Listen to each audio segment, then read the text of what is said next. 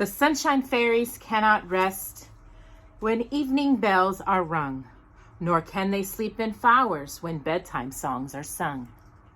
They are such busy fairies, their work is never done, for all around and round the world they travel with the sun. And while they're soundly sleeping, they do the best they can, a-painting cherry blossoms in faraway Japan.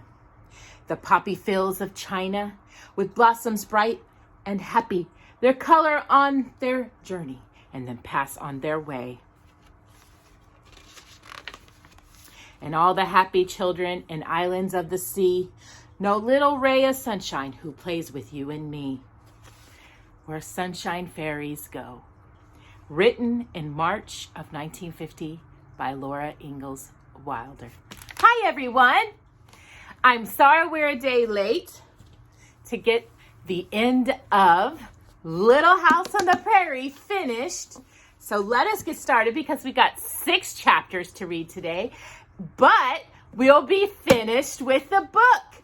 And I am so happy for y'all to join this journey with Jocelyn and me, reading Little House on the Prairie.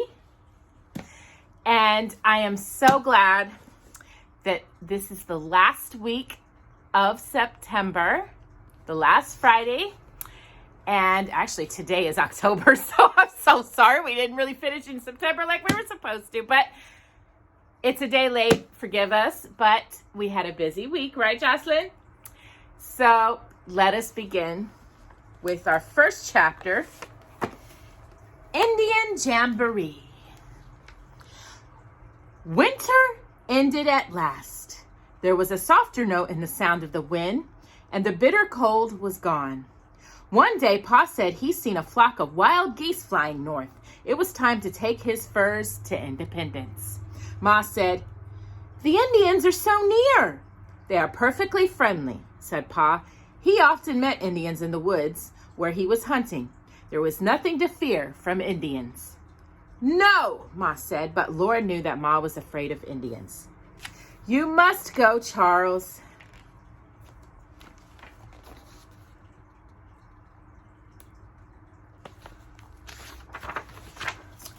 She said, "We must have a plow and seeds, and you will soon be back again." Before dawn next morning, Pa hitched Pet and Patty to the wagon, loaded his furs into it, and drove away.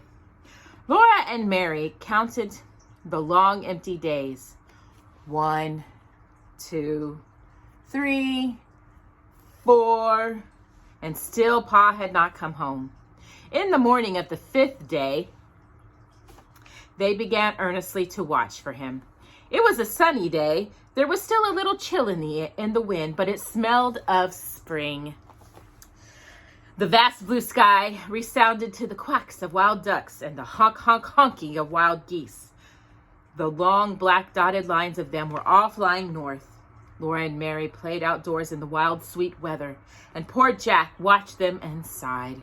He couldn't run and play anymore because he was chained. Laura and Mary tried to comfort him, but he didn't want petting. He wanted to be free again as he used to be. Pa didn't come that morning. He didn't come that afternoon. Ma said it must have taken him a long time to trade his furs. That afternoon, Laura and Mary were playing hopscotch. They marked the lines with a stick in the muddy yard.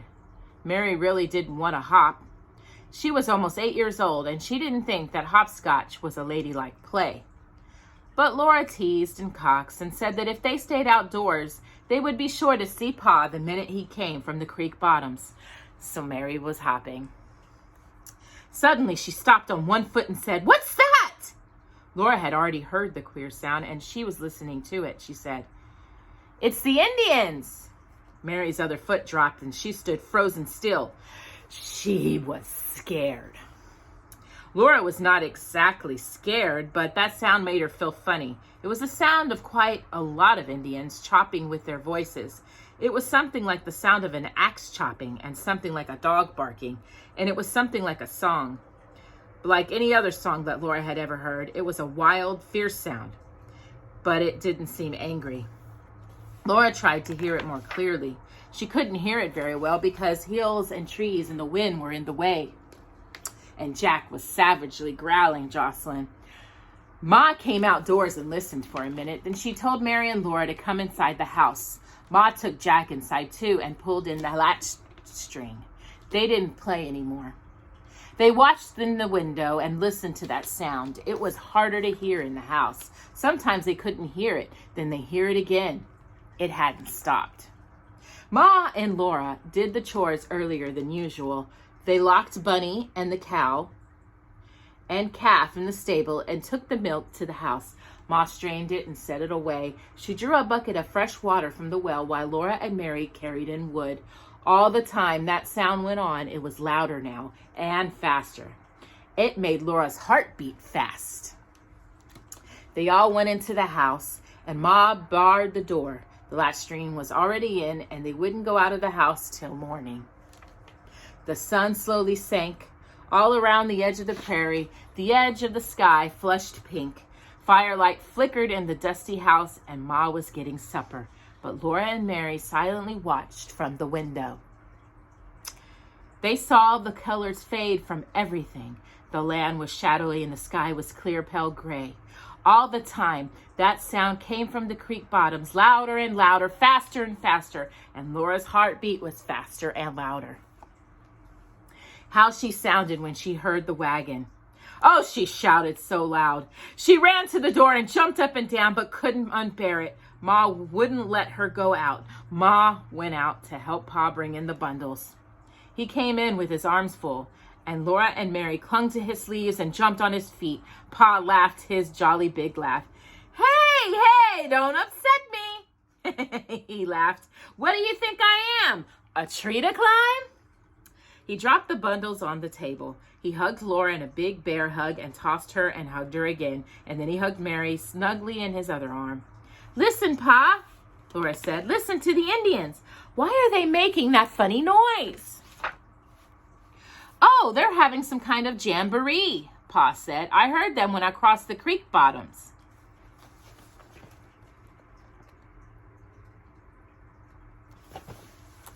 Then he went on to unhitch the horses and bring in the rest of the bundles. He had got the plow. He left it in the stable, but he brought all the seeds into the house for safety. He had sugar, not any white sugar this time, but brown. White sugar cost too much, but he had brought a little white flour. There were cornmeal and salt and coffee and all the seeds they needed. Pa had even got seed potatoes. Laura wished they might eat the potatoes, but they must be saved to plant. Then Pa's face beamed and he opened a small paper sack. It was full of crackers. He set it on the table and he unwrapped and set aside it a glass jar full of little green cucumber pickles. I thought we'd all have a treat, he said. Laura's mouth watered and Ma's eyes shone softly at Pa. He had remembered how she longed for pickles. That wasn't all. He gave Ma a package and watched her unwrap it, and in it was enough pretty calico to make her a dress. Oh, Charles, you shouldn't. It's too much, she said. But her face and Pa's were two beams of joy. Now he hung up his cap and his plaid coat on their pegs. His eyes looked sidewise at Laura and Mary, but that was all. He sat down and stretched out his legs to the fire. Mary sat down too and folded her hands in her lap, but Laura climbed onto Pa's knee and beat him with her fists. Where is it? Where is it? Where's my present? She said, beating him. Pa laughed his big laugh, like great bells ringing, and he said, Why? I do believe there is something in my blouse pocket. He took out an oddly shaped package, and very, very slowly he opened it. You first, Mary, he said, because you are so patient. And he gave Mary a comb for her hair. And here, Flutter Budget, this is yours. This is for you, he said to Laura. The combs were exactly alike. They were made of black rubber and carved to fit over the top of a little girl's head.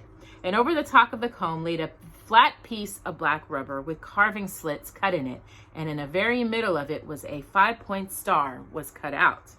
A bright colored ribbon was drawn underneath, and the color shone through. The ribbon in Mary's comb was blue, and the ribbon in Laura's comb was red. Ma smoothed back their head and slid the combs into it, and there, in the golden hair, exactly over the middle of Mary's forehead, was a little blue star.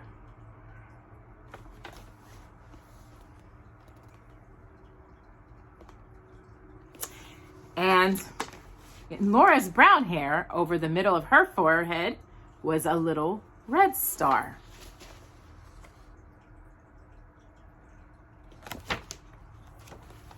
Laura looked at Mary's star, and Mary looked at Laura's, and they laughed with joy. They had never had anything so pretty. Ma said, "But Charles, you didn't get yourself a thing." "Oh, I got myself a plow," said Pa.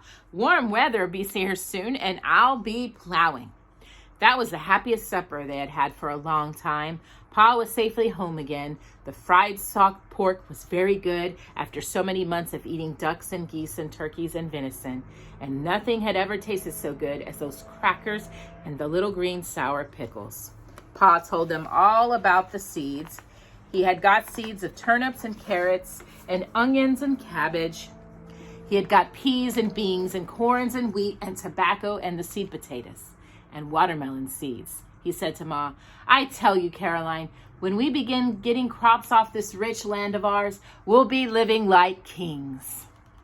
They had almost forgotten the noise from the Indian camp. The window shutters were closed now, and the wind was mowing in the chimney and whining around the house. They were so used to the wind that they did not hear it, Jocelyn. But when the wind was silent in an instant, Laura heard again that wild, shrill, fast-beating sound from the Indian camps.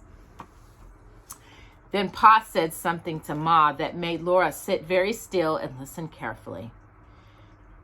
He said that folks in Independence said that the government was going to put the white settlers out of the Indian territory. He said that Indians had been complaining, and they had got that answer from Washington.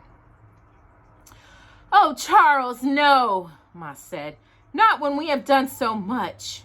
Pa said he didn't believe it. He said, "They always have let settlers keep the land. They'll make the Indians move on again. Didn't I get word straight from Washington that this country is going to be open for settlement anytime now? I wish they'd settle it and stop talking about it," Ma said. After Laura was in bed, she laid awake for a long time, and so did Mary. Pa and Ma sat in the firelight and candlelight reading. Pa had brought a newspaper from Kansas, and he read it to Ma. It proved that he was right. The government would not do anything to the white settlers. Whenever the sound of the wind died away, Laura could faintly hear the noise of that wild jamboree in the Indian camp. Sometimes even above the howling of the wind, she thought she still heard those fierce yells of jubilation. Faster, faster, faster. They made it heartbeat. Hi, hi, hi-ya, hi-ya, hi-ya.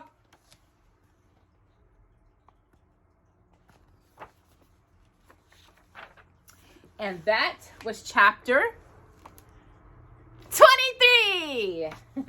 So what does that mean? Actually, it was 21. Sorry. So that means we opened up the next part of the house. 21, which was another window, the last window of the little house. And what does it say in here? And this is one of my favorite things. I'm so excited. Softly Pa's fiddle sang in the starlight. And guess what's in here? We have a tiny fiddle. Isn't that so cute? And can you play it? Let's find out. It's making a little sound. You can't really hear it. But God hears it. And what are we going to play on it? Just for fun? Old Dan Tucker was a fine old man, washed his face in the frying pan, combed his hair on a wagon wheel, died with a toothache in his heel. Get out of the way for old Dan Tucker. That's one of my favorite things in the little house. Tiny fiddle, Pa's fiddle. Right, Jocelyn? All right, now off to chapter 22, Prairie Fire. Ooh. Spring had come. The warm wind smelled exciting, and all the outdoors was large and bright and sweet. Big white shining clouds floated high up in the clear space. Their shadows floated over the prairie. The shadows were thin and brown, and all the rest of the prairie was the pale, soft colors of dead grasses. Pa was breaking the prairie sod when Pet and Patty hitched to the breaking plow. The sod was a tough, thick mass of grass roots. Pet and Patty slowly pulled with all their might, and the sharp plow slowly turned over a long, unbroken strip of that sod.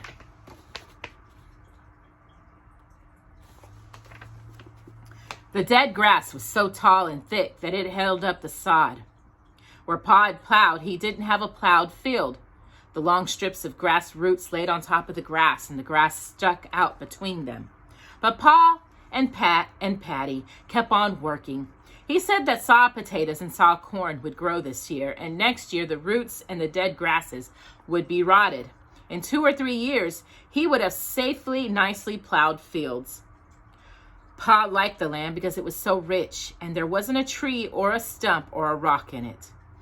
Not a great many Indians came riding along the Indian trail. Indians were everywhere. Their guns echoed in the creek bottoms where they were hunting. No one knew how many Indians were hidden in the prairie, which seemed so level wasn't. Often Laura saw an Indian where no one had been an instant before.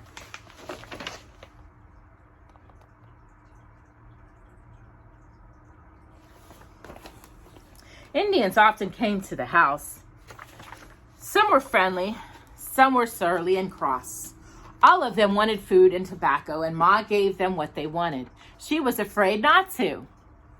When an Indian pointed at something and grunted, Ma gave them that thing, but most of the food was kept hidden and locked up. Jack was cross all the time, even with Laura. He was never left off the chain, and all the time he laid and hated the Indians. Laura and Mary were quite used to seeing them now. Indians didn't surprise them at all, but they always felt safer near Jack or Pa. One day they were helping Ma get dinner. Baby Carrie was playing on the floor in the sunshine, and suddenly the sunshine was gone. "I do believe it is going to storm," Ma said, looking out of the window. Laura looked too, and great black clouds were bellowing up in the south across the sun. Pet and Patty were coming running from the field, Pa holding to the heavy plow and bounding in long leaps behind it. "Prairie fire!" he shouted. "Get the tub full of water! Put sacks in it! Hurry!" Ma ran to the well, and Laura ran to tug the tug in it and put the tub into the Pa tied Pet to the house. He brought the cow and calf from the picket line and shut them into the stable. He caught Bunny and tied her fast to the north corner of the house. Ma was putting up buckets of water as fast as she could. Laura ran to get the sacks that Ma had flung out of the stable. Pa was plowing, shouting at Pet and Patty to make them hurry. The sky was black now, and the air was as dark as if the sun had set. Pa plowed a long fellow west of the house and the south of the house, and back again east of the house. Rabbits were coming past him as if it wasn't there. He was not. And Pet and Patty came galloping, the plow and the Pa bounding behind them. Pa tied them to the other north corner of the house. The tub was full of water. Laura helped Ma push the sacks under the water to soak them. "I couldn't plow but one fellow. There isn't time," Pa said. "Hurry, Caroline. That fire's coming faster than a horse can run." A big rabbit bounded right over the tub while Pa and Ma were lifting it. Pa told Laura to stay at the house. Pa and Ma ran scattering to the fellow with the tub. Laura stayed close to the house. She could see the red fire coming under the bellows of the smoke. More rabbits went leaping by. They paid no attention to Jack, and he didn't think about them. He stared at the red undersides of the rolling smoke and shivering and whined while he crowded close to Laura. The wind was rising and wildly screaming. Thousands of birds flew before the fire. Thousands of rabbits were running, Jocelyn. Pa was going along the furrow, setting fire to the grass on the other side of it. Ma followed with a wet sack, beating at the flames that tried to cross the furrow. The whole prairie was hopping with rabbits. Snakes rippled through the yard. Prairie hens ran silently, their necks outstretched and their wings spread. Birds screamed into the screaming wind. Pa's little fire was all around the house now, and he helped Ma fight it with the wet sacks. The fire blew wildly, snatching at the dry grass inside the furrow, and Pa and Ma thrashed at it with their sacks. When it got across the furrow, they stamped it with their feet. They ran back and forth in the smoke, fighting that fire. The prairie fire was roaring now, roaring louder and louder in the screaming wind, Jocelyn. Great flames came roaring and flaring and twisting high.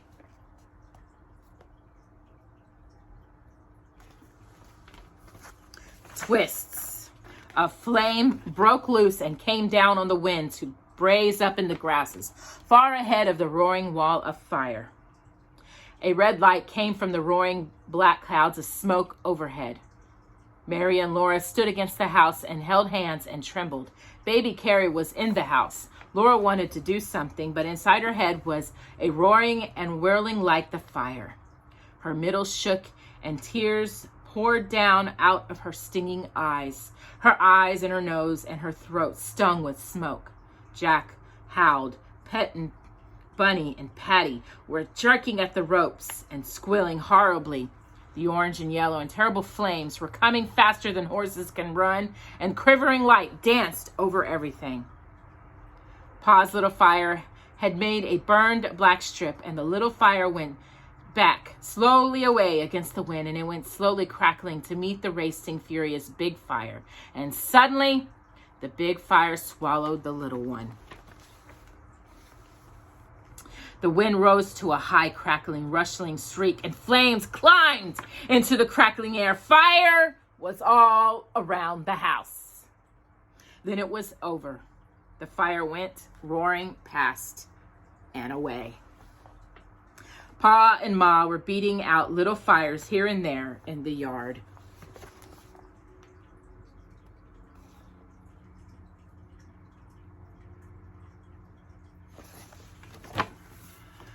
When they were all out, Ma came to the house to wash her hands and face. She was all streaked with smoke and sweat, and she was trembling. She said there was nothing to worry about. The backfire saved us, she said, and all's well that ends well.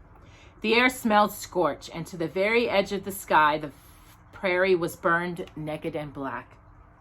Threads of smoke rose from it. Ashes blew on the wind. Everything felt different and miserable. But Pa and Ma were cheerful because the fire was gone, and it had not done any harm. Pa said that the fire had not missed them far, but a miss is as good as a mile. He asked Ma if it had come while I was in Independence. What would you have done? We would have gone to the creek with the birds and the rabbits, of course, Ma said. All the wild things in the prairie had known what to do. They ran and flew and hopped and crawled as fast as they could go to the water that would keep them safe from fire. Only the little soft strip gophers had gone down deep into their holes, and they were the first to come up and look around at the bare smoking prairie. Then out of the creek bottoms the birds came flying over, and the rabbit cautiously hopped and looked. It was a long, long time before the snakes crawled out of the bottoms and the prairie hens kept walking. The fire had gone out among the bluffs. It had never reached the creek bottoms or the Indian camps.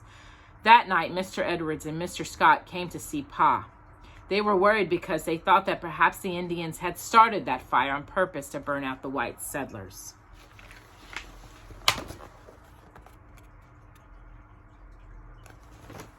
Pa didn't believe it. He said the Indians had always burned the prairie to make green grass grow more quickly and traveling easier.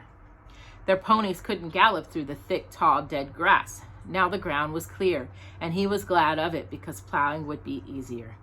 While they were talking, they could hear drums beating in the Indian camps and shouts. Laura still sat as a mouse on the doorstep and listened to the talk and to the Indians. The stars hung low and large and quivering over the burned fire, and the wind blew gently in Laura's hair. Mr. Edwards said there was too many Indians in those camps. He didn't like it. Mr. Scott said he didn't know why so many of those savages were coming together if they didn't mean devilment. The only good Indian is a dead Indian, Mr. Scott said. Pa said he didn't know about that. He figured that Indians would be as peaceful as anybody else if they were left alone. On the other hand, they had been moved west so many times that naturally they hated white folks. But an Indian ought to have sense to know when it was licked. With soldiers at Fort Gibson and Fort Dodge, Pa didn't believe these Indians would make any trouble. As to why they are congregating in these camps, Scott, I can tell you that, he said. They're getting ready for their big spring buffalo hunts. He said there was half a dozen tribes down there in those camps. Usually the tribes were fighting each other, but every spring they made peace and all came together for a big hunt. They've shown to peace among themselves, he said, and they're thinking about hunting the buffalo. So it's not likely they'll start on the warpath against us. They'll have their talks and their feast, and then one day they'll all hit the trail after the buffalo herds. The buffalo will be working their way north pretty soon, following the green grass. By George, I'd like to go on a hunt like that myself. It must be a sight to see. Well, maybe you're right about that, Ingalls, Mr. Scott said slowly. Anyway, I'll be glad to tell Mrs. Scott what you say. She can't get the Minnesota massacres out of her head. And that is the end of chapter 22. So we get to open up another part of the little house, and then we only have 2 more parts to open. And in here we have a card. And it says, when you love somebody, it's worth pulling your pride behind you. And in this one, we have another little house book. Dollhouse book. This is These Happy Golden Years. And it has all the illustrations that you find in the book. And this book is the 8th of the Little House series, and it was written in 1943. It was based on Laura's life, later her adolescence in Smith, South Dakota, featuring her short time as a teacher when she was only 15 years old. Can you believe it? And her courtship with Almanzo Wilder. It spans the time period from 1882 and 1885 when they got married. And that's where these happy golden years come from. Isn't that sweet? All right. So, only 2 more to open. And now, we're on to the chapter called The Indian War Cry. Ooh. Next morning, Pa went whistling to his plowing.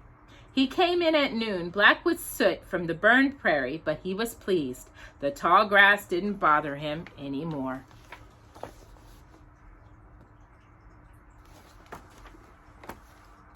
But there was an uneasiness about the Indians. More and more Indians were in the creek bottoms. Mary and Laura saw the smoke from their fires by day, and at night they heard the savage voices shouting.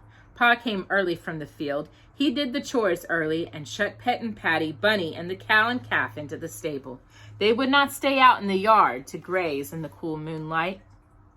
When shadows began to gather on the prairie, the wind was quiet and the noises from the Indian camps grew louder and louder and wilder. Pa brought Jack into the house, and the door was shut and the latchstring pulled in. No one could go outside until morning.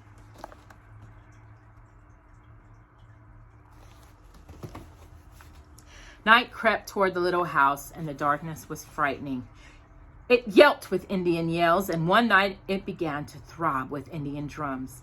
In her sleep, Laura heard all the time that savage ripping and the wild and trumpeting drums. She heard Jack's claws clicking and his low growl. Sometimes Pa sat up in bed listening. One evening, he took his billet mold from the box under the bed. He sat for a long time on the hearth, melting lead and making bullets. He did not stop till he had used the last bit of lead.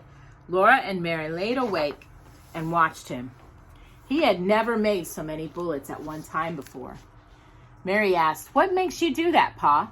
"Oh, I haven't anything else to do," Pa said, and he began to whistle cheerfully. But he had been plowing all day. He was too tired to play the fiddle. He might have gone to bed instead of sitting up so late making bullets. No more Indians came to the house for days. Mary and Laura had not seen a single Indian. Mary did not like to go out of the house anymore. Laura had to play outdoors by herself, and she had a queer feeling about the prairie. It didn't feel safe. It seemed to be hiding something. Sometimes Laura had a feeling that something was watching her. Something was creeping up behind her. She turned around quickly and nothing was there. Mr. Scott and Mr. Edwards, with their guns, came and talked to Pa in the field. They talked quite a while. When they went away together, Laura was disappointed because Mr. Edwards did not come to the house. At dinner, Pa said that Ma that some of the settlers were talking about a stockade. Laura didn't know what a stockade was. Pa had told Mr. Scott and Mr. Edwards that it was a foolish notion. He told Ma, if you need one, we'll need it before we could get it built. And the last thing we want to do is to act like we're afraid. Mary and Laura looked at each other. They knew it was no use to ask questions. They would only be told again that children must not speak at the table until they were spoken to, or that children should be seen and not heard. That afternoon, Laura asked Ma what a stockade was. Ma said it was something to make little girls ask questions. That meant that grown-ups would not tell you what it was. And Mary looked at Laura that said, "I told you so." Laura didn't know why Pa said he must not act as if he were afraid. Pa was never afraid. Laura didn't want to act as if she were afraid, but she was. She was afraid of the Indians. Jack never had laid back his ears and smiled at Laura anymore, even while she petted him, and his ears were lifted, his neck bristled, and his lips twitched back from his teeth. His eyes were angry. Every night he growled more fiercely, and every night the Indian drums beat faster and faster and faster, and the wild yipping rose higher and higher and faster and wilder. In the middle of the night, Laura sat straight up and screamed. "Ah!" Some terrible sound had made cold sweat come out all over her. Ma came to her quickly and said to her gently, "Be quiet, Laura, you mustn't frighten Carrie." Laura clung to Ma, and Ma was wearing her dress. The fire was covered with ashes and the house was dark. But Ma had not gone to bed. Moonlight came through the window and the shutter was open, and Pa stood in the dark by the window looking out. He had his gun. Out in the night, the drums were beating and the Indians were wildly yelling.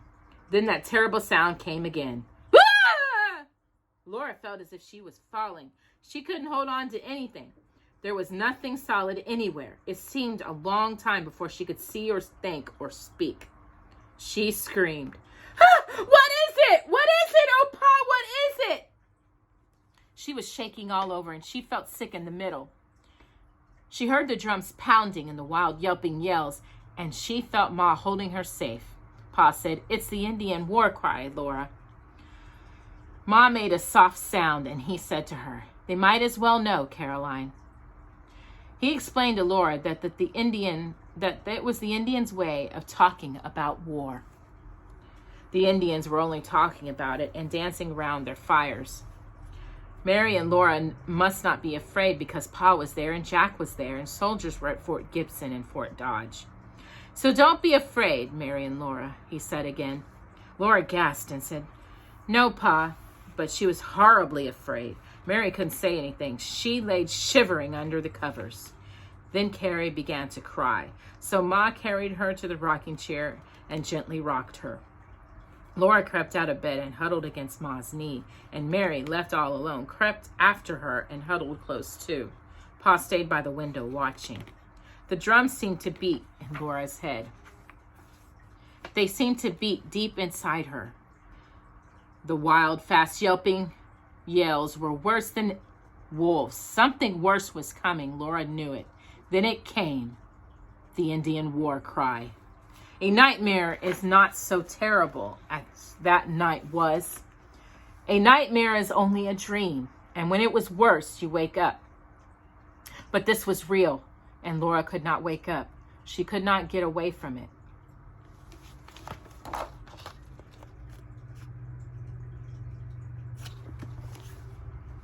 When the war cry was over, Laura knew it had not got her yet. She was still in the dark house, and she was pressed close against Ma. Ma was trembling all over. Jack's howling ended in a sobbing growl. Carrie began to scream again, and Pa wiped his forehead and said, "Phew!" "I never heard anything like it," Pa said. He asked, "How do you suppose they learned to do it?" But nobody answered that. "They don't need guns. That's yell enough to scare anybody to death," he said. "My mouth's so dry I couldn't whistle a tune to save my life. Bring me some water, Laura." That made Laura feel better. She carried a dipper full of water to Pa at the window. He took it and smiled at her, and that made her feel very much better. He drank a little and smiled again and said, "There, now I can whistle." He whistled a few notes to show her that he could, and then he listened. And Laura, too, heard far away the soft pitter-pat, pat-pat, pitter-pat, pat-pat of a pony's galloping. It came nearer. From one side of the house came drumming and throbbing, the fast, shrill, yelping yells, and from the other side came the lonely sound of riders galloping. Nearer and nearer it came. Now the hoofs clattered loudly, and suddenly they were going by. The galloping went by and grew fainter down the creek road. In the moonlight, Laura saw the behind of the little black Indian pony and an Indian on its back. She saw a huddle of a blanket and a naked head and a flutter of feathers above it, and moonlight on a gun barrel, and then it was all gone. Nothing was there but empty prairie. Pa said that he was derned if he knew what it was to make of it. He said that that was the Osage who had tried to talk French to him. He asked, "What's he doing out at this hour, riding hell bent for leather?"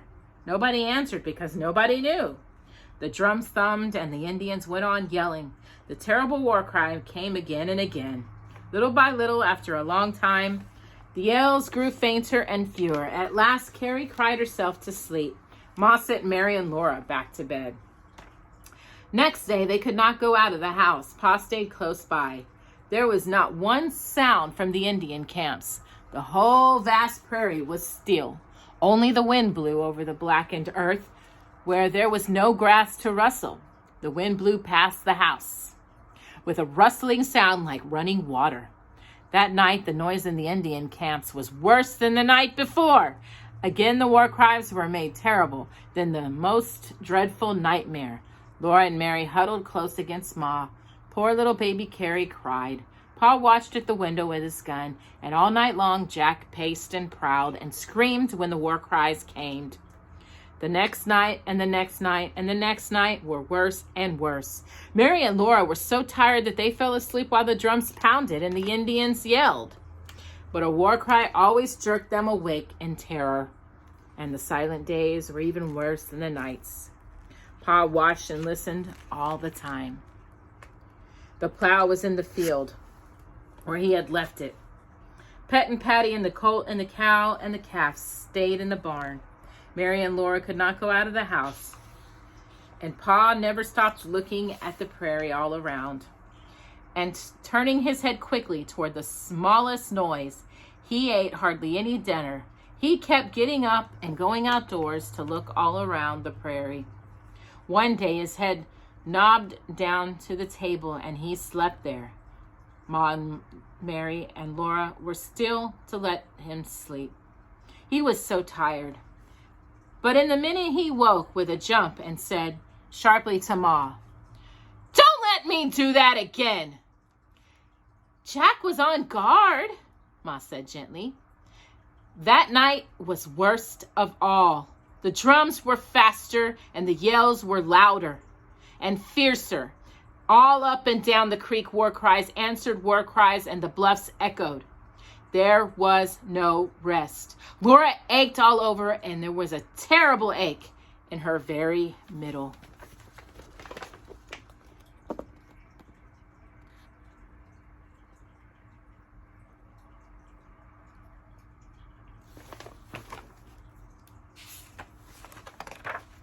At the window, Pa said, "Caroline, they are quarreling among themselves. Maybe they will fight each other." "Oh, Charles, if they only will," Pa said. All night there was not a minute's rest. Just before dawn, a last war cry ended, and Laura slept against Ma's knee. She woke up in bed. Mary was sleeping beside her. The door was open, and by sunshine on the floor, Laura knew it was almost noon. Ma was cooking dinner, and Pa sat on the doorstep. He said to Ma, "There's another big party going off to the south." Laura went to the door in her nightgown, and she saw a long line of Indians far away. The line came up out of the black prairie, and it went further away southward. The Indians on their ponies were so small in the distance that they looked not much bigger than ants. Pa said that the two big parties of Indians had gone west that morning. Now this one was going south. It meant that the Indians had quarreled among themselves. They were going away from their camps in the creek bottoms, and they would not go all together to their big buffalo hunt. That night, the darkness came quietly. There was no sound except the rushing of the wind. "Tonight we'll sleep," Pa said, and they did. All night long, they did not even dream, and in the morning, Jack was still sleeping, lip and flat on the same spot where he had been sleeping when Laura went to bed. The next night was still too, and again they all slept soundly. That morning, Pa said he felt as fresh as a daisy, and he was going to do a little scouting along the creek. He changed Jack to the ring of the house wall, and he took his gun and went out of sight down the creek road. Laura and Mary and Ma could not do anything but wait until he came back. They stayed in the house and wished he would come. The sunshine had never moved so slowly on the floor as it did that day, but he did come back. Late in the afternoon he came, and everything was all right. He had gone far up and down the creek and had seen many deserted Indian camps. All the Indians had gone away except a tribe called the Osages. Osages, sorry. In the woods, Pa had met an Osage who could talk to him. This Indian had told him that all the tribes except the Osages had made up their minds to kill the white people who had come into the Indian country. And they were getting ready to do it when the lone Indian came riding into their big powwow. That Indian had came riding so far and fast because he did not want them to kill the white people. He was an Osage, and they called him a name that meant he was a great soldier. Sajet T. Shanin, Pa said his name was. He kept arguing with them day and night, Pa said, till all the other Osages agreed with him. And then he stood up and told the other tribes that if they started to massacre us, the Osages would fight them. That was what they made so much noise that last terrible night. The other tribes were howling at the Osages, and the Osages were howling back at them. The other tribes did not dare fight Sajat Destishain and all his Osages. So next day, they went away. "That's one good Indian," Pa said. No matter what Mr. Scott said, Pa did not believe that only good Indian was a dead Indian. And that is the end of chapter 23. So now we get to open up number 23, part of the little house. And it says, "A good laugh overcomes more difficulties and dissipates more dark clouds than any other one thing." Laura Ingalls Wilder. And this one, we have the very last of the original Little House books, the first 4 years. And it has the illustrations that you find in the book. And the first 4 years was written after Laura Ingalls had passed from her original draft that they found. It is the last of the original novels by Laura. It follows the earliest years of her and Almanzo's marriage. And there's a lot that happens in those first 4 years. And that is the last of the originals of the novels. And I highly suggest you get these books and read them all, starting with The Little House in the Big Woods. Jocelyn and I may decide to read Almanzo's childhood next year, sometime in the summer, Farmer Boy.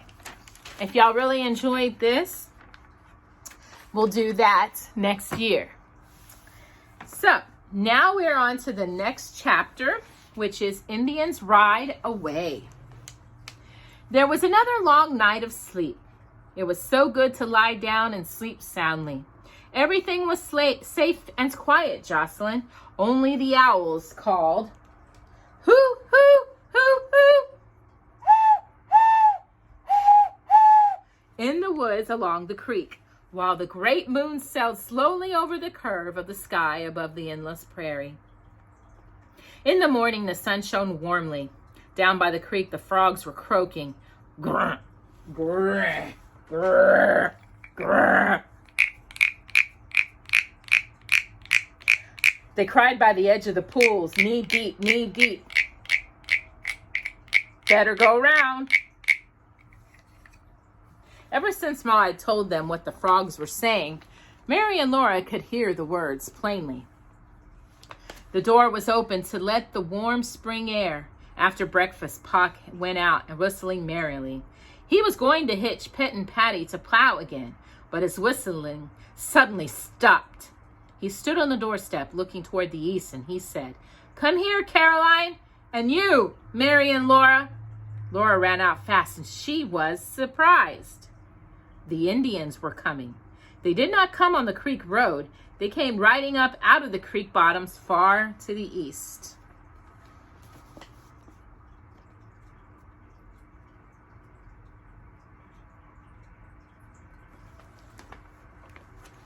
First came the tall Indian who had gone riding by the house in the moonlight. Jack was growling, and Laura's heart beat fast. She was glad to be close to Pa, but she knew that this was a good Indian, the Osage chief who had stopped the terrible war cries. His black pony came trotting willingly, sniffing the wind that blew its mane and tail like fluttering banners. The pony's nose and head were free. It wore no bridle. Not even one strap was on it anywhere. I know. There was nothing to make it do anything it didn't want to do. Willingly it came trotting along the old Indian trail as if it liked to carry the Indian on its back. Jack growled savagely, trying to get loose from his chain. He remembered this Indian who had pointed a gun at him. Pa said, "Be still, Jack." Jack growled again, and for the first time in their lives, Pa struck him. "Lie down! Be still!" Pa said. Jack crawled over and was still. The pony was very near now, and Laura's heart beat faster and faster. She looked at the Indian's beaded moccasin, and she looked up along the fringed legging that clung to the pony's bare side. A bright-colored blanket was wrapped around the Indian. One bare rounded arm carried a rifle lightly across the pony's naked shoulders. Then Laura looked up at the Indian's fierce, still brown face. It was a proud, still face. No matter what had happened, it would always be like that. Nothing would change it. Only the eyes were alive in that face, and they gazed steadily far away to the west, Jocelyn. They did not move. Nothing moved or changed, except the eagle's feathers standing straight up from the scowl block on the shaved head. The long feathers swayed and dipped, waving and spinning in the wind as the tall Indian on the black pony passed into the distance. "Du Chien himself," Pa said under his breath, and he lifted his hand in salute. But the happy pony and the motionless Indian went by. They went by as if the house was stable, and Pa and Ma and Mary and Laura were not there at all. Pa and Ma and Mary and Laura slowly turned and looked at the Indian's proud, straight back. Then other ponies and other blankets and shaved heads and eagle feathers came between. One by one on the path, more and more savage warriors were riding behind Dishian. Brown face after brown face went by. Ponies' manes and tails blew in the wind. Beads, glittering, fringed, flapped. Eagle feathers were waving on all the naked heads. Rifles laying on the ponies' shoulders bristled all along the line. Laura was excited about the ponies. There were black ponies, bay ponies, gray and brown and spotted ponies. Their little feet went trippity-trap, trap-a-rap, patter, patter, patter, patter, trippity-trap along the Indian trail. Their nostrils widened at Jack, and their bodies swayed away from him. But they came on bravely, looking with their bright eyes at Laura. "Oh, the pretty ponies! See the pretty ponies!" she cried, clapping her hands. "Look at the spotted one!" She thought she would never be tired of watching those ponies coming by, but after a while she began to look at the women and the children on their backs. The women and children came riding behind the Indian men. Little naked brown Indians, no bigger than Mary and Laura, were riding the pretty ponies. The ponies did not have to wear bridles or saddles, and the little Indians did not have to wear clothes. All their skin was out in the fresh air and in the sunshine. Their straight black hair blew in the wind, and their black eyes sparkled with joy. They sat on their ponies stiff and still like grown-up Indians. Laura looked and looked at the Indian children, and they looked at her. She had a naughty wish to be a little Indian girl. Of course, she did not really mean it. She only wanted to be bare naked in the wind and in the sunshine and riding one of those happy little ponies. The Indian children's mothers were riding ponies too. Leather fringe dangled about their legs and blankets were wrapped around their bodies, but the only thing on their heads was their black, smooth hair. Their faces were brown and placid. Some had narrow bundles tied on their backs. Tiny babies' heads stuck out at the top of the bundles. And some babies and some small children rode in blankets, hanging at the pony's side beside their mothers. More and more and more ponies passed, and more children and more babies on their mothers' backs, and more babies in baskets on the ponies' sides. Then came a mother riding with a baby in a basket on each side of her pony.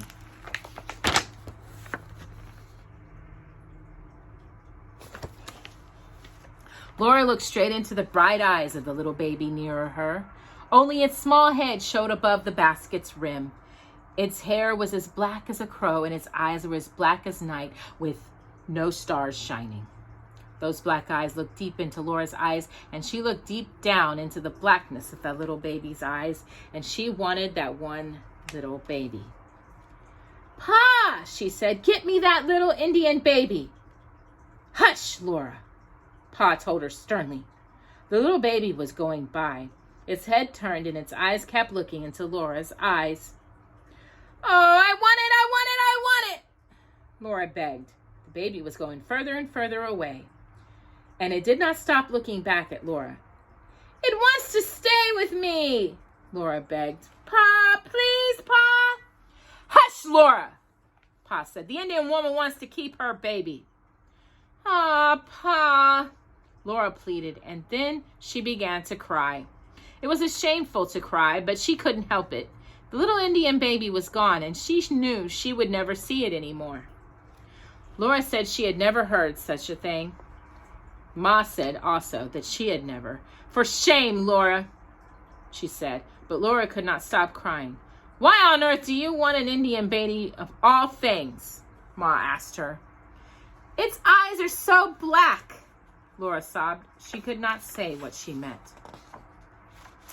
"Why, Laura," Ma said, "you don't want another baby. You have a baby. Our own baby." "I want another one, too," Laura sobbed loudly. "Well, I declare," Ma exclaimed. "Look at the Indians, Laura," said Pa. "Look west and then look east and see what you see." Laura could hardly see at first. Her eyes were full of tears and sobs and kept jerking out of her throat.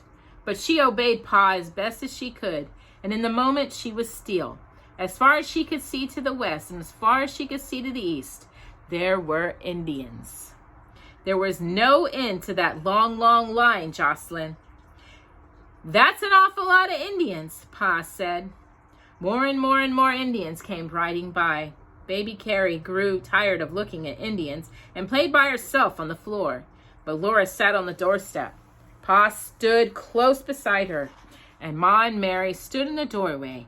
They looked and looked and looked at Indians riding by. It was dinner time, and no one thought of dinner. Indian ponies were still going by, carrying bundles of skins and tent poles and dangling baskets and cooking pots. There were a few more women and a few more naked Indian children, and then the very last pony went by. But Pa and Ma and Laura and Mary still stayed in the doorway looking, till that long line of Indians slowly pulled itself over the western edge of the world, and nothing was left but silence and emptiness. All the world seemed very quiet and very lonely. Ma said she didn't feel like doing anything. She was so let down. Pa told her not to do anything but rest. "You must eat something, Charles," Ma said. "No," said Pa, "I don't feel hungry." He went sobbingly to hinge up Pet and Patty, and he began again to break the tough sod with the plow. Laura could not eat anything either. She sat a long time on the doorstep looking into the empty west where the Indians had gone.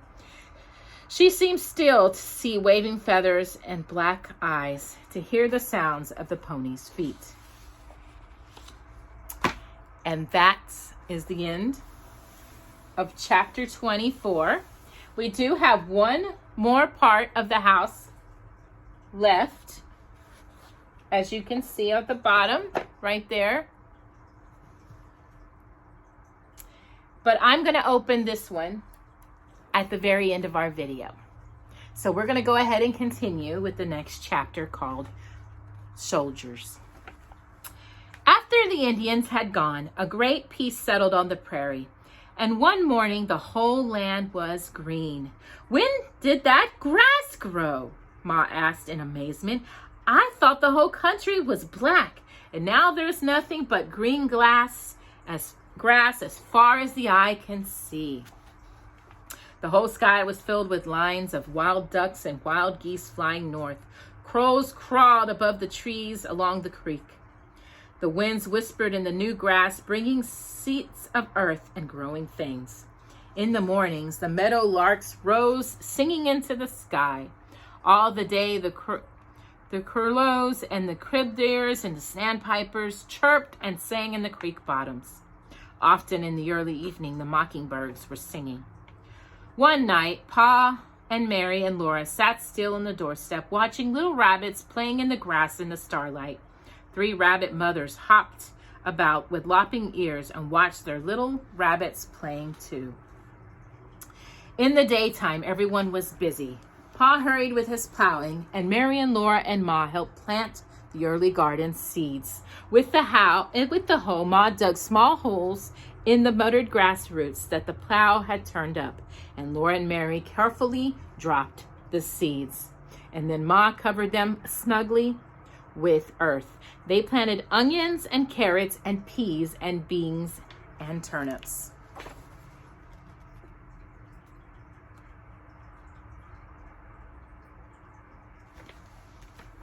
And they were all so happy because spring had come, and pretty soon they would have vegetables to eat. They were growing very tired of just bread and meat. One evening, Pa came from the field before sunset, and he helped Ma set up the cabbage plants and sweet potato plants. Ma had sowed the cabbage seed in a flat box and kept it in the house. She watered it carefully and carried it every day from the morning to the sunshine, to the afternoon sunshine that came through the windows. And she had saved one of the Christmas sweet potatoes and planted it in another box.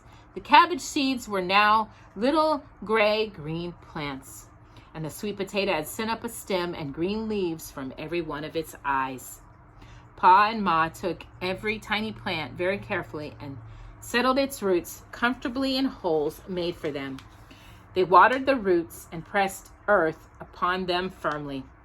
It was dark before the last plant was put in its place. And Pa and Ma were tired, but they were glad too, because this year they'd have cabbages and sweet potatoes. Every day they all looked at that garden. It was rough and grassy because it was made in the prairie sod, but all the tiny plants were growing. Little crumbled leaves of peas came up and tiny spears of onions. The beans themselves popped out of the ground, but it was a little yellow bee stem coiled like a spring that pushed them up. Then the bean was cracked open and dropped by 2 baby bee leaves, and the leaves unfolded flat to the sunshine. Pretty soon they would all begin to live like kings. Every morning, Pa went cheerfully whispering and whistling to the field. He had planted some early sod potatoes, and some potatoes were saved to plant later. Now he carried a sack of corn fastened to his belt, and he plowed the long grains of corn into the furrow beside the plow's point. The plow turned over a strip of sod on top of the seed corn. But the corn would fight its way up through the matted roots, and there would be a cornfield. There would be a green corn for dinner someday, and next winter there would be ripe corn for Pet and Patty to eat. One morning, Mary and Laura were washing the dishes, and Ma was making the beds. She was humming softly to herself, and Laura and Mary were talking about the garden. Laura liked peas best, and Mary liked beans. Suddenly they heard Pa's voice, loud and angry. Ma went quietly to the door, and Laura and Mary peeped out on either side of her. Pa was driving Pet and Patty from the field, dragging the plow behind them. Mr. Scott and Mr. Edwards were with Pa, and Mr. Scott was talking earnestly. "No, Scott," Pa answered it. "I'll not stay here to be taken away by the soldiers like an outlaw. If some biased politicians in Washington haven't said a word, it would be all right to settle here. I'd never had been 3 miles over the line into Indian territory. But I'll not wait for the soldiers to take us out. We're going now." "What is the matter, Charles?" "Where are we going?" Ma asked. "Darn if I know, but we're going. We're leaving here," Pa said. Scott and Edwards said, "The government is sending soldiers to take all the settlers out of Indian territory." His face was very red and his eyes were like blue fire. Laura was frightened. She had never seen Pa look like that. She pressed close against Ma and was still looking at Pa. Mr. Scott started to speak, but Pa stopped him. "Save your breath, Scott. It's no use to say another word. You can stay till the soldiers come if you want to. I'm going out now." Mr. Edwards said he was going too. He would not stay to be driven across the line like an utterly yellow hound. "Right out to Independence with us, Edwards," Pa said. But Mr. Edwards answered that he didn't care to go north. He would make a boat and go on down the river to some settlement further south. "Better come out with us," Pa urged him, "or go down on foot through Missouri. It's a risky trip. One man alone in a boat going down the Virginies among the wild Indian tribes." But Mr. Edwards said he had already seen Missouri, and he had plenty of powder and lead. Then Pa told Mr. Scott to take the cow and calf. "We can't take them with us," Pa said. "We've been a good neighbor, Scott, and I'm sorry to leave you, but we're going out in the morning." Laura had heard all this, but she had not believed it until she saw Mr. Scott leading away the cow. The gentle cow went merrily away with the rope around her long horns, and the calf frisked and jumped behind. There went all the milk and butter.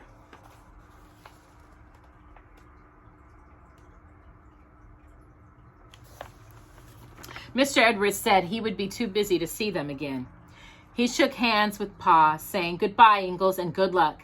He shook hands with Ma and said, "Goodbye, ma'am. I won't be seeing you all again, but I sure will never forget your kindness." Then he turned to Mary and Laura, and he shook their hands as they were grown up. "Goodbye," he said. Mary said politely, "Goodbye, Mr. Edwards." But Laura forgot to be polite. She said, "Oh, Mr. Edwards, I wish you weren't going away. Oh, Mr. Edwards, thank you for going all the way to Independence to find Santa Claus for us." Mr. Edwards' eyes shone very bright, and he went away without saying another word. Pa began to unhitch Pet and Patty in the middle of the morning. And Laura and Mary knew it was really true. They really were going away from there. Pa didn't say anything, and Ma didn't say anything. She went into the house and looked around at the dishes not washed and the bed only partly made, and she lifted up both hands and sat down. Mary and Laura went on doing the dishes. They were careful not to let them make a sound. They turned around quickly, and when Pa came in, he looked like himself again, and he was carrying the potato sack. "Here you are, Caroline," he said, and his voice sounded natural. "Cook a plenty for dinner. We've been going without potatoes, saving them for seed. Now we'll eat 'em up." So that day for dinner, they ate the seed potatoes. They were very good, and Laura knew that Pa was right when he said, "There's no great loss without some gain." After dinner, he took the wagon bows from the pegs in the barn. He put them on the wagon, one each of them bow in its iron strap on one side of the wagon box, and the other end in its iron strap on the other side. When all the bells were standing up in their places, Pa and Ma spread the wagon cover over there and tied it down tightly. Then Pa pulled the rope in the end of the wagon cover till it plucked together and left only a tiny round hole in the middle of the back. There stood in the covered wagon, all ready to be loaded in the morning. Everyone was quiet that night. Even Jack felt something was wrong, and he laid down close to Laura when she went to bed. It was now too warm for a fire. But Pa and Ma sat looking at the ashes in the fireplace. Ma silently, gently, and said, "A whole year gone, Charles." But Pa answered cheerfully, "What's a year amount to? We have all the time there is." And the next chapter, which I believe is the last of the Little House on the Prairie, going out. After breakfast next morning, Pa and Ma packed the wagon. First, all the bedding was made into two beds, laid on top of each other across the back of the wagon, and carefully covered with a pretty plain blanket. Ma and Mary and Laura and baby Carrie would ride onto the wagon, and the girls in the ride would ride there in the daytime. At night, the top bed would be put in front of the wagon, and Pa and Ma would to sleep in, and Mary and Laura would sleep in the bottom bed where it was. Next, Pa took the small cupboard from the wall, and in it Ma packed the food and the dishes. Pa put the cupboard under the wagon seat, and in front of it he laid a sack of corn for the horses. "It will make a good rest for our feet, Caroline," he said to Ma. Ma packed all the clothing in 2 carpet bags, and Ma and Pa hung them to the wagon bows inside the wagon. Opposite them, he hung his rifle in its straps, and his bullet pouch and powder hung beneath it. His fiddle in its box, he laid it on one end of the bed where it would ride softly. Ma wrapped the black iron spider and the bake oven and the coffee pot in sacks and put them in the wagon, while Pa tied the rocking chair and the tub outside, and hung the water bucket and the horse bucket underneath.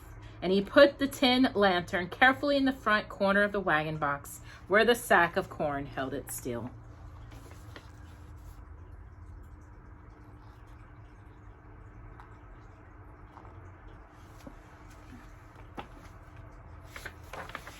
Now the wagon was loaded. The only thing they could not take was the plow. Well, that could not be helped. There was no room for it. When they came to wherever they were going, Pa would get more birds to trade for another plow. Laura and Mary climbed into the wagon and sat on the bed in the back. Ma put baby Carrie between them. They were all freshly washed and combed. Pa said they were clean as a hound's tooth, and Ma told them that they were bright as new pins. Then Pa hitched Pet and Patty to the wagon. Ma climbed her into her place on the seat and held the lines, and suddenly Laura wanted to see the house again. She asked Pa please to let her out. So he loosened the rope in the back of the wagon cover, and they made a large round hole. Laura and Mary could look out of it, but still the rope held enough canvas to keep Carrie from tumbling into the feed box. The snug log house looked just as it always had. It did not seem to know they were going away. Pa stood a moment in the doorway and looked all around inside. He looked at the bedstead and the fireplace and the glass windows, and then he closed the door carefully, leaving the latch string out. Someone might need settler, he said. He climbed to his place beside Ma, gathered the reins into his own hands, and chirped to Pet and Patty. Jack went under the wagon, and Pat whined to Bunny, who came to walk beside her, and they were off. Just before the creek road went down into the bottoms, Pa stopped the Mustangs, and they all looked back. As far as they could see, to the east and to the south and to the west, nothing was moving on all the vastness of the high prairie. Only the green grass was rippling in the wind, and the white clouds drifted in the high, clear sky. It's a great country, Caroline, Pa said, but there will be wild Indians and wolves here for many a long day. The little log house and the little stable sat lonely in the stillness. Then Pet and Patty briskly started onward. The wagon went down from the bluffs into the wooded creek bottoms, and high into the treetop, a mockingbird began to sing. I never heard a mockingbird sing so early, said Ma, and Pa answered softly. He is telling us goodbye. They rolled down through the low hills to the creek. The ford was low, an easy crossing. On they went across the bottoms, where answered deer stood up to watch them passing, and a mother deer with their fawns bonded into the shadows of the woods, and up between the steep red earth cliffs the wagon climbed to prairie again.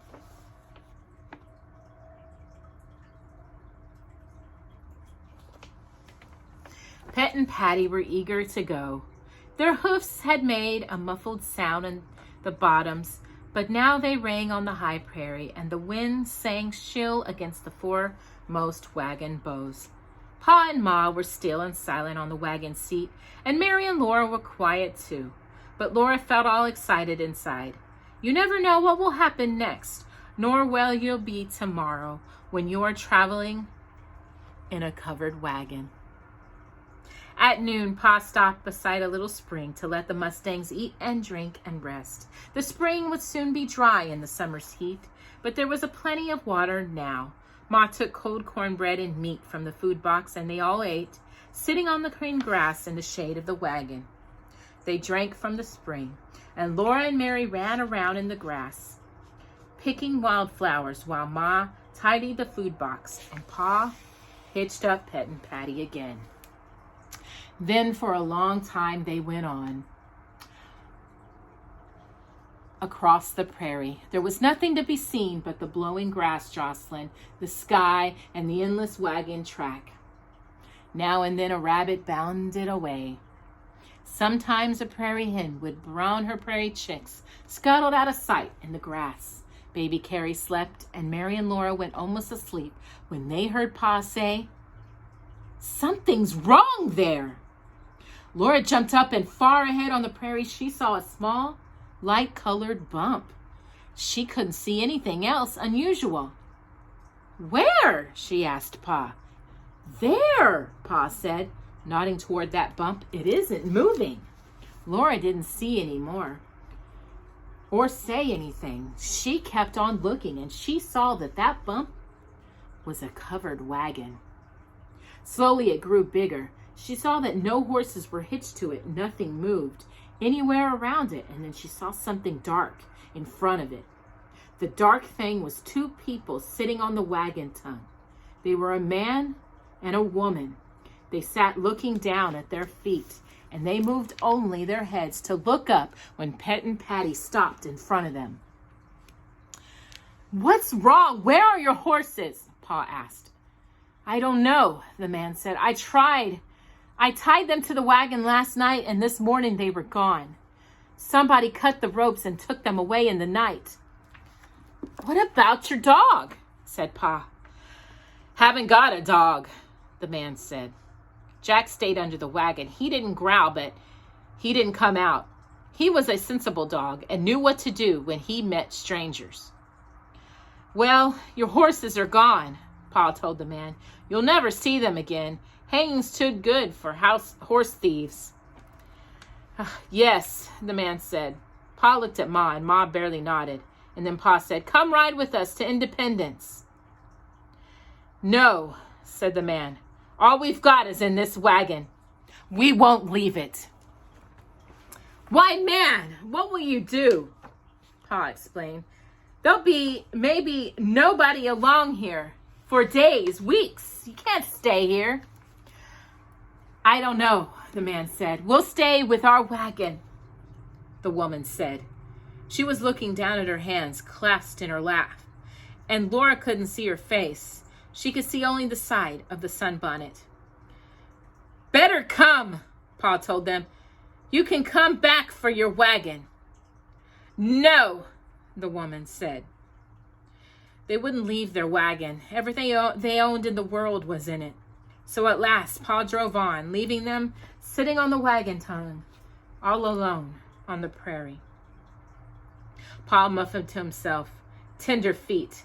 Everything they own and no dog to watch it. Didn't keep watch himself and tied his horses with ropes," Pa shouted. "Tender feet," he said again. "Shouldn't be allowed loose west of the Mississippi." "But Charles, whatever will become of them?" Ma asked him.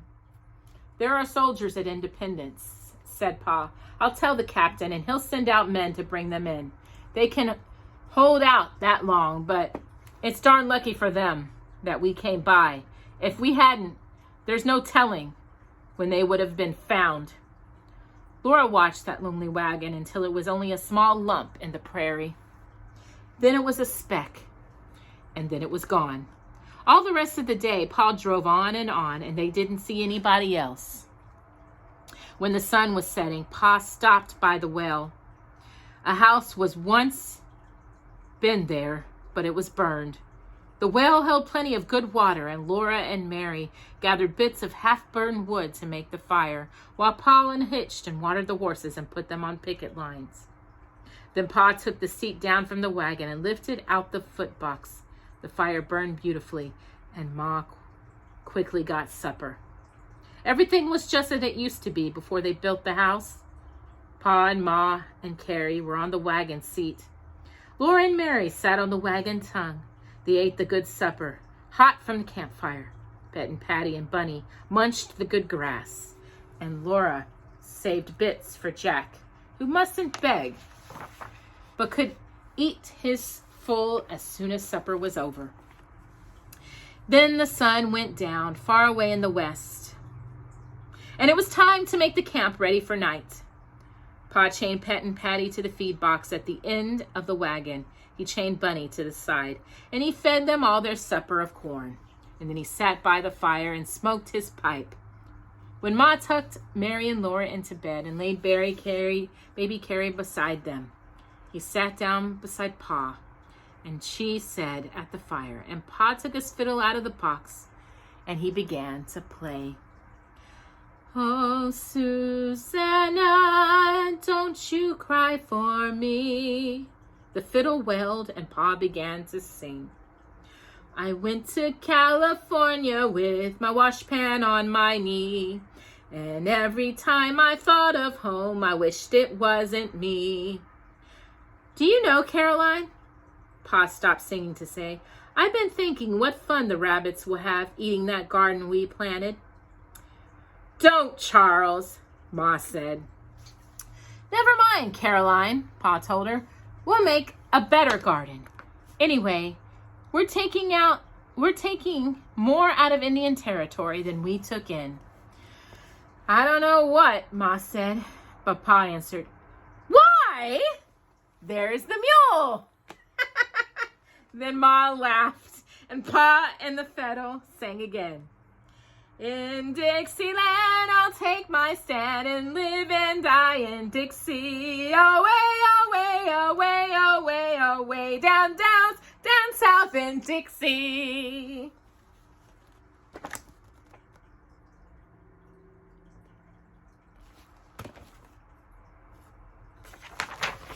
They sang with a lit and a swing that almost lifted Laura right out of bed.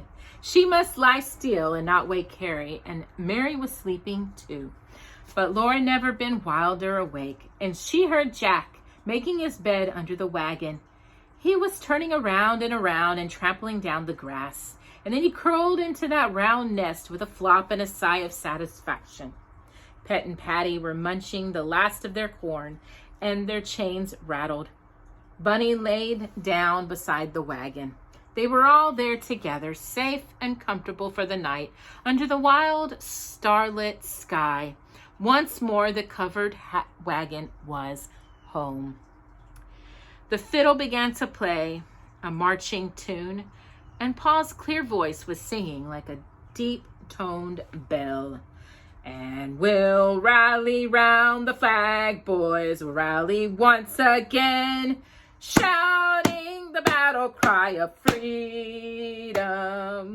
Laura felt that she must shout too, but softly Ma looked in through the round hole in the wagon cover. Charles, Ma said, Laura is wide awake. She can't go to sleep on such music as that. Pa didn't answer, but the voice of the fiddle changed. Softly and stirringly, it began a long, swinging rhythm that seemed to rock Laura gently.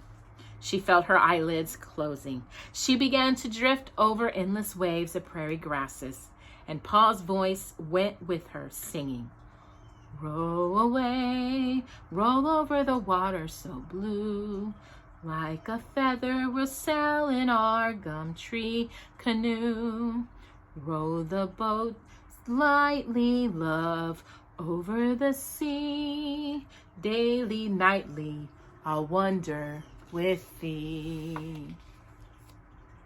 And that is the reading of Little House on the Prairie. I can't believe what a special time it was to be able to read Laura Ingalls Wilder book about her house on the prairie.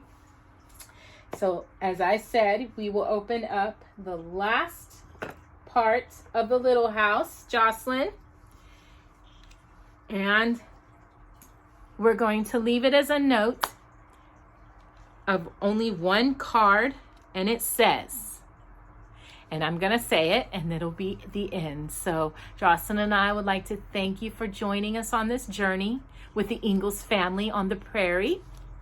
And we will see you next Friday for the beginning of October with some different books again. And next week we're reading Jumanji. So we'll see you then, and we'll see you later. And thank you for joining us and blessing us with Storytime with Jocelyn. And all's well that ends well. Bye-bye.